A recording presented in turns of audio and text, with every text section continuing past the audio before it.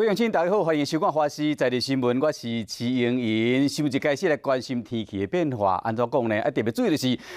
五日这连假呢，天气真正是有够热，你若出外一定要注意，唔通晒着伤。就讲今日因为吹这个西南风。 天气较无稳定，过到了东北部的山区，甲这东北部包括其他山区局部所在有可能会落这个雷公雨，也是西北雨，有可能雨会真大。是到你若讲去山区活动，一定要注意安全。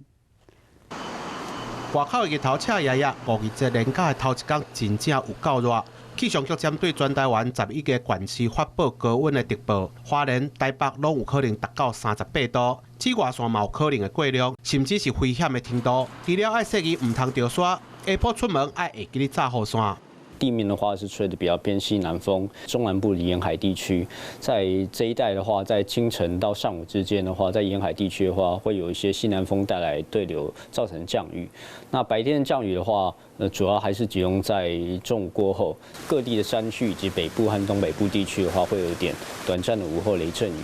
有的地区嘛不排除雨会落较大，伫东北部参山区拢会落雨，山区也有可能因为雨落伤大，溪水暴涨，一定要注意安全。27号到29号这段期间呢，午后雷阵雨的范围会稍微扩大，这个时候中部地区有可能，比较接近山区的地方会下些午后雷阵雨。 整体来讲，五日这个连假拢真热，出门佚佗要避免着伞，而且爱补充水分，也爱注意天气的变化。